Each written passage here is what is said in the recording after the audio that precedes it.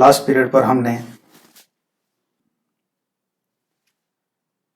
वेवफ्रंट्स, उसके टाइप्स, उसके बाद constructions of spherical and plane wavefronts, फिर reflection of plane wavefront at plane surface, इन टॉपिक की स्टडी की। आज हम अपने लेक्चर में principle of superposition of waves, interference और टाइप्स ऑफ इंटरफेरेंस, इन टॉपिक को लेकर आगे बढ़ते हैं। तो अब हम शुरू करते हैं principal of superposition of waves. ये देखो, हमें पता है कोई भी लाइट का अगर सोर्स है तो वो लाइट के सोर्स इलेक्ट्रोमैग्नेटिक वेव्स एमिट करता है। जैसे कि यहां आपको स्क्रीन के ऊपर दो सोर्सेस दिखाई दे रहे, सोर्स S1 और सोर्स S2। सोर्स S1 मैंने यहां ब्लू कलर से इंडिकेट किया है और सोर्स S2 ये रेड कलर से इंडिकेट किया। ये हमें आइडेंटिफिकेशन होना चाहिए, इसीलिए मैंने ये कलर्स दिए हुए हैं। तो जैसा अगर सोर्स S1 लाइट वेव्स अगर एमिट करेगा, so it will emit the light waves in all possible direction. It will emits the light waves in all possible direction. उसी तरह से सोर्स S2 भी ऑल पॉसिबल डायरेक्शन में light waves emit करेगा। Means दोनों waves अगर एक साथ लाइट वेव्स एमिट कर रहे हैं, या तो दोनों वेव्स लाइट वेव्स एमिट कर रहे हैं इन द मीडियम, तब यहां पर हमको कुछ पॉइंट्स ऐसे दिखाई दे रहे हैं स्क्रीन के ऊपर कि वो पॉइंट्स के ऊपर पहले सोर्स से निकले हुए लाइट वेव्स और दूसरे सोर्स से निकले हुए लाइट वेव्स एक दूसरे को इंटरसेक्ट कर रहे हैं। तो जब ये दो वेव्स अगर एक दूसरे को इंटरसेक्ट कर रहे हैं, तो ये दोनों वेव्स एक दूसरे को क्या डिस्टर्ब करेंगे? ये एक सवाल पैदा होता है। तो इसका आंसर है नो। इसका आंसर है नो। यही फिगर को अब हम वेवफ्रंट के फॉर्म में देखते हैं। यही फिगर को हम कौन से फॉर्म में देखते हैं? Wavefront. Suppose source S1 and source S2 both can send the waves in the medium in the form of wavefront, कि जो अब आपको स्क्रीन के ऊपर दिखाई दे रहा है, ब्लू कलर के जो सेमी सर्कल्स दिखाई दे रहे हैं, ये है सोर्स S1 ने एमिट किए हुए वेवफ्रंट्स, और रेड कलर के जो वेवफ्रंट आपको दिखाई दे रहे हैं, ये सोर्स S2 ने एमिट किए हुए वेवफ्रंट्स।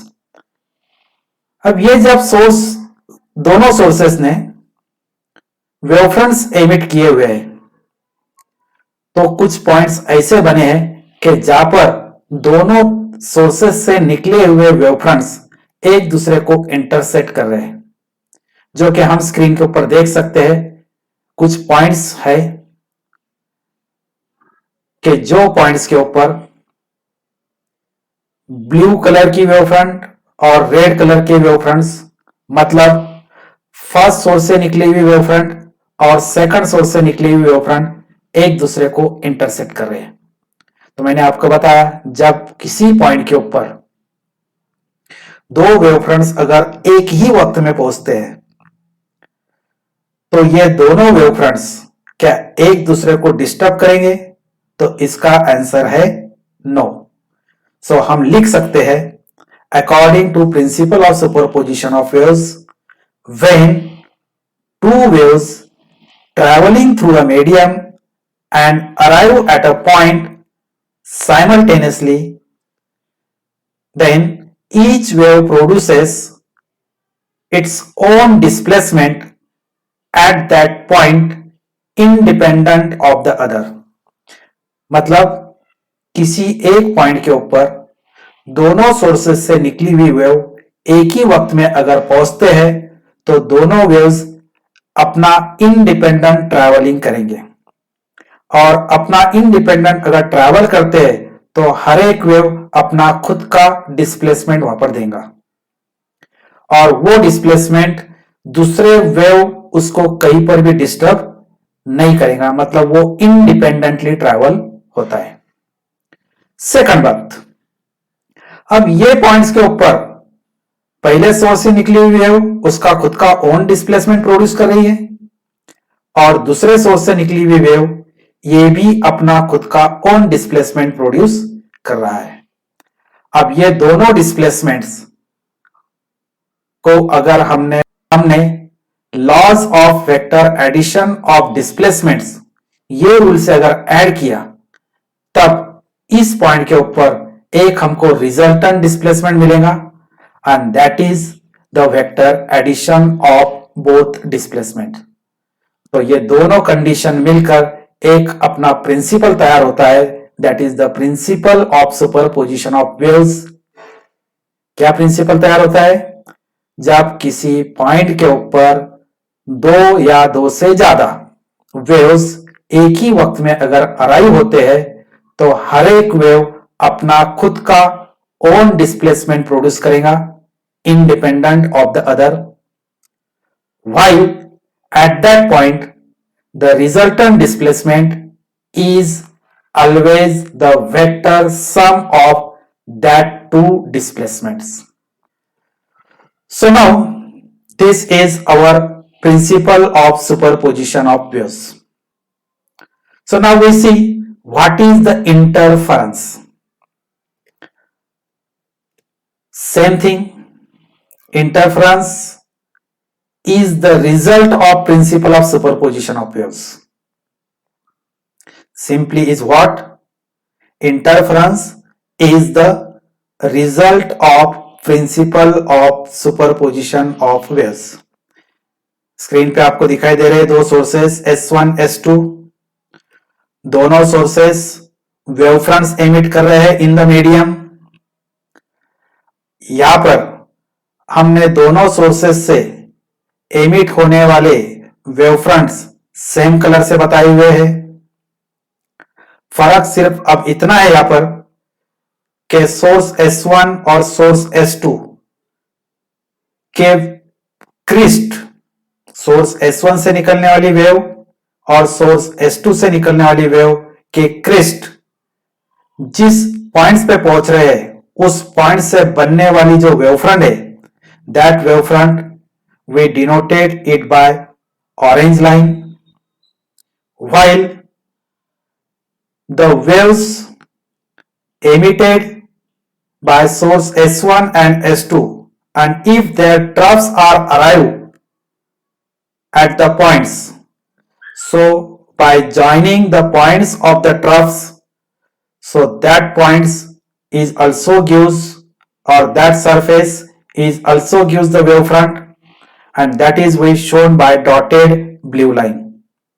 Means orange line indicates the wavefront of crest of both waves, while blue dotted lines is the wavefront of both waves arise by due to troughs. अब ये दोनों वेवफ्रंट्स, दोनों सोर्सेस से निकली हुई वेवफ्रंट्स जब मीडियम में आगे बढ़ रही है तो इसमें कुछ पॉइंट्स ऐसे हैं कि उन पॉइंट्स के ऊपर दोनों wavefront at a time reach हो रहे हैं। There is their own displacement of each waves while the resultant displacement is what? Vector addition.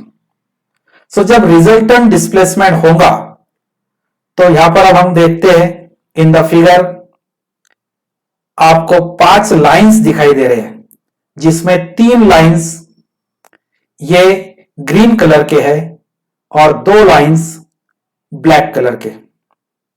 इनके सामने अगर हमने एक स्क्रीन रखा तो उस स्क्रीन के ऊपर हमको ब्राइट बैंड और डार्क बैंड ऐसा पैटर्न मिलेगा।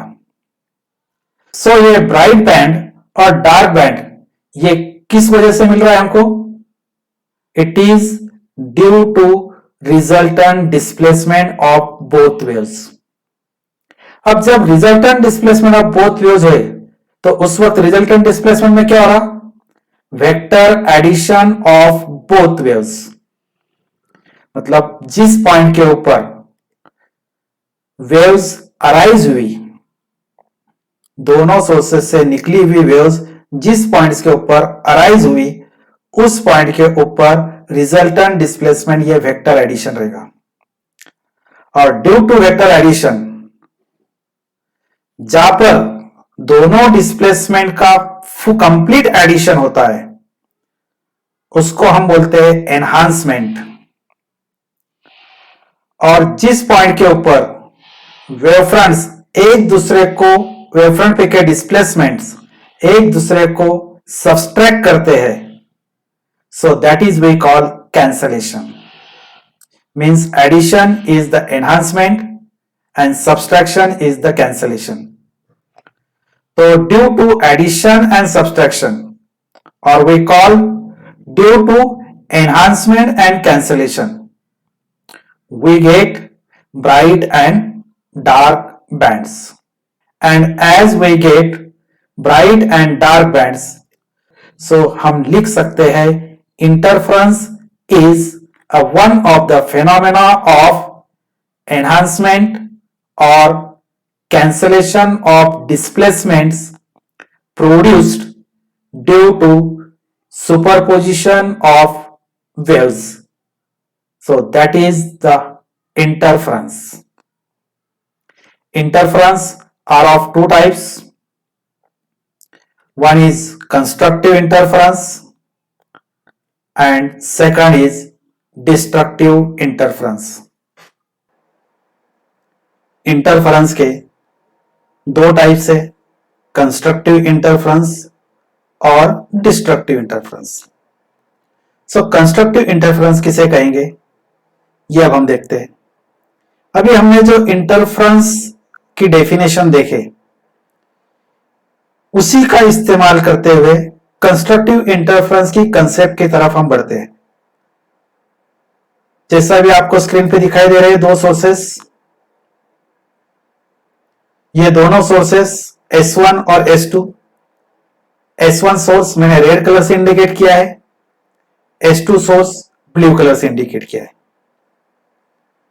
मतलब जब S1 सोर्स और S2 सोर्स दोनों भी मीडियम के अंदर वेवफ्रंट्स एमिट कर रहे हैं, सो जो कंटिन्यूअस लाइंस आपको दिखाई दे रही है रेड और ब्लू कलर के, these are the wavefronts produce due to crest reaching at that points, while the dotted lines are the wavefronts due to troughs.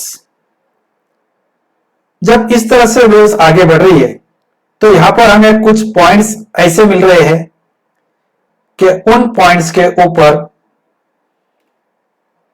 दोनों वेवफ्रंट की एक तो कंटिन्यूअस लाइन या तो दोनों वेवफ्रंट्स के डॉटेड लाइंस पहुंची हुई है। अगर वो सब पॉइंट्स को हमने एक लाइन में अगर ज्वाइन कर दिया, कि जो लाइन आपको यहां दिखाई दे रही है वायलेट कलर से, मतलब वायलेट कलर के ऊपर कुछ पॉइंट्स ऐसे हैं कि जहां पर रेड सोर्स और ब्लू सोर्स, मतलब सोर्स S1 और सोर्स S2 के दोनों क्रिस्ट अराई हुए हैं या तो दोनों ट्रफ्स अराई हुए हैं। इस अराइवल की वजह से उन पॉइंट्स के ऊपर वेक्टर एडिशन होता है और उस वेक्टर एडिशन की वजह से वहां पर हमको ब्राइट बैंड्स मिल रहे हैं। इसी फिगर को अब हम थोड़ा वेव फॉर्म में समझने की कोशिश करते हैं। तो अब यहां पर आपको ये एक वायलेट कलर की लाइन दिखाई दे रही है, जो वायलेट कलर की लाइन आपको इस फिगर में भी दिखाई दे रही है। मतलब यहां की वायलेट कलर की ये लाइन मैंने यहां बनाया हुआ है। अब ये वायलेट कलर की लाइन के ऊपर, जैसा कि ये एक पॉइंट अगर मैंने लिया, तो इस पॉइंट के ऊपर रेड कलर की कंटिन्यूअस लाइन आराई हुई, मतलब क्रिस्ट आराई हुई, और इसी पॉइंट के ऊपर ब्लू कलर की भी क्रिस्ट आराई हुई। उसी को अब हम यहां दूसरी फिगर में देखते हैं कि इस लाइन के ऊपर पहले सोर्स से निकली हुई रेड कलर की वेव ट्रैवल हो रही है और इन पॉइंट्स के ऊपर पहुंची हुई है। उसी तरह से इसी वायलेट लाइन के ऊपर दूसरे सोर्स से निकली हुई ब्लू कलर की वेव फ्रंट पहुंची हुई है। इस वेव फ्रंट को पी हम वेव फॉर्म में इंडिकेट करते हैं। यहां पर आपको डिफरेंस यह दिखाई दे रहा है कि रेड कलर की जो वेव्स है इसकी एम्पलीट्यूड ज्यादा है जो कि इवन है, और जो ब्लू कलर की जो वेव्स है उसकी एम्पलीट्यूड कम है जो कि E2 है। लेकिन ये पर्टिकुलर पॉइंट्स के ऊपर जो आप दोनों फिगर में देख रहे हैं, वहां पर रेड कलर की वेव्स और ब्लू कलर की वेव्स एक ही वक्त में पहुंचे हैं। और इस सेकंड फिगर में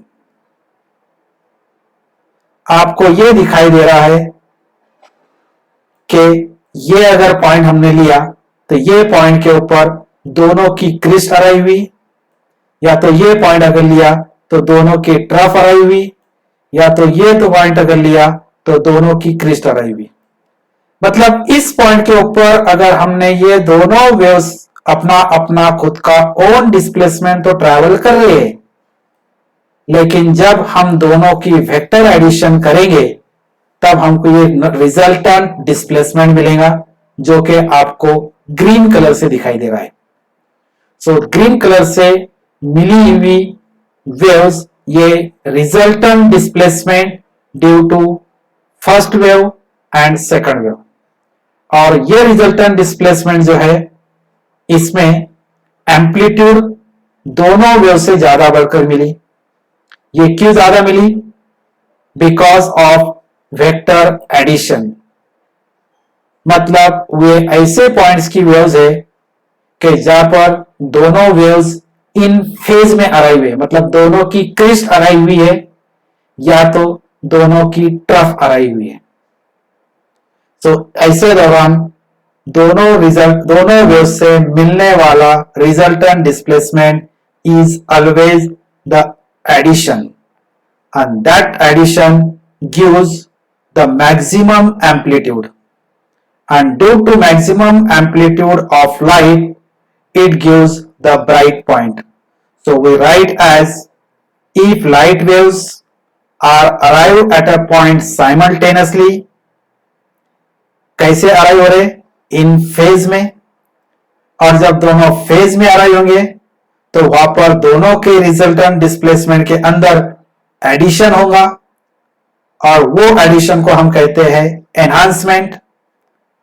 और ये एनहांसमेंट की वजह से जो टाइप का हमको इंटरफेरेंस मिलेगा उस टाइप के इंटरफेरेंस को हम कंस्ट्रक्टिव इंटरफेरेंस कहेंगे। So we call if two light waves are arrive at a point simultaneously in phase, there is enhancement of resultant displacement.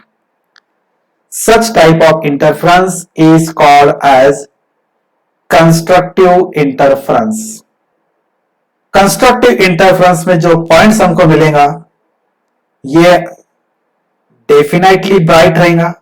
Why it is a bright? Because due to addition the resultant amplitude of the resultant wave is maximum, so that point is bright. Secondly, we see the second type of interference. This is the destructive interference. In the same way, here are the two sources S1 and S2. Both sources will send the wavefronts in the medium. Red source will send the red wavefronts and orange wavefronts, while S2 source will send the blue wavefront. और दोनों medium के अंदर independently travel हो रहे हैं. अब इस wavefront के ऊपर या तो इस पैटर्न के ऊपर हम कुछ पॉइंट्स ऐसे लेते हैं कि जहां पर पहली वेवफ्रंट का अगर क्रिस्ट आता है तो दूसरी वेवफ्रंट का ट्रफ आना चाहिए. मतलब पहली वेवफ्रंट की कंटिन्यूअस लाइन आ रही रहती है तो दूसरी वेवफ्रंट की डॉटेड लाइन आना चाहिए, या तो इसका उलट पहली वेवफ्रंट की अगर डॉटेड लाइन आती है तो दूसरी वेवफ्रंट की कंटिन्यूअस लाइन आना चाहिए. मतलब एक की क्रिस्ट अराइव होना चाहिए और दूसरे की क्या अराइव होना चाहिए, ट्रफ. तब ये दो वेव्स आउट ऑफ फेज में रहेंगे. तब ये दो वेव्स काय में रहेंगे, आउट ऑफ फेज में.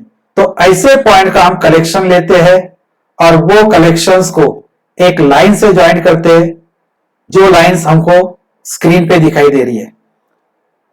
और ऐसे पॉइंट्स के ऊपर दोनों डिस्प्लेसमेंट का कैंसलेशन होगा और वो कैंसलेशन की वजह से हमें डार्क बैंड्स मिलेंगे. इसी फिगर को हम सेकंड फिगर के जरिए या तो वेव्स के जरिए समझने की कोशिश करते हैं. इस फिगर में आपको जो वायलेट कलर की लाइन दिखाई दे रही है वही वायलेट कलर की लाइन अब यहां पर आपके सामने बनी हुई है, जो लाइन को हम बोलते हैं रेफरेंस लाइन. ये लाइन के ऊपर रेड कलर से निकली हुई वेव्स ट्रैवल होकर आगे बढ़ रही है, जिसका एम्पलीट्यूड इवन है. उसी तरह से ब्लू सोर्स से निकली हुई वेव्स भी इस लाइन के अलोंग ट्रैवल हो रही है, जिसका एम्पलीट्यूड है E2. जिसका एम्पलीट्यूड कितना है, E2. ये दोनों वेव्स कुछ पॉइंट्स के ऊपर पहुंची हुई है, जो पॉइंट्स अभी हम स्क्रीन के ऊपर बता रहे हैं. ये पॉइंट्स के ऊपर रेड कलर की वेव्स और ब्लू कलर की वेव्स एक दूसरे के बिल्कुल ऑपोजिट साइड में है, रेफरेंस लाइन के ऑपोजिट साइड में है. इसलिए ये जो पॉइंट्स आपके सामने ब्लिंकिंग होते हुए दिखाई दे रहे हैं, ये पॉइंट्स के ऊपर पहुंची हुई दोनों वेव्स आउट ऑफ फेज में है. अब जब दोनों वेव्स आउट ऑफ फेज में है तो दोनों के एम्पलीट्यूड का यहां पर सब्सट्रैक्शन होगा, और दोनों के एम्पलीट्यूड का अगर हमने सब्सट्रैक्शन करे the resultant wave has less amplitude which is shown on the screen by green wave. So green wave is our resultant wave, or is our resultant displacement is E1 minus E2, and here there is the cancellation of both displacement. So that type of interference we call destructive interference, and so we write as E is equal to E1 minus E2. तो ये पूरी phenomena के दरमियान हमने क्या देखा, दो sources से निकली हुई वेव कुछ पॉइंट्स के ऊपर पहुंची हुई है, और ऐसे पॉइंट्स पे पहुंची हुई है कि उन पॉइंट्स के ऊपर दोनों वेव्स आउट ऑफ फेज में अराइव हो रहे हैं.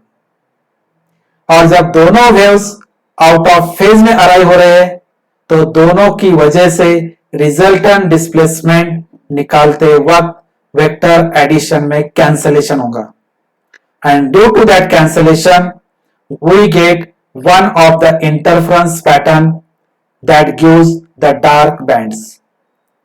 So that type of interference we call destructive interference.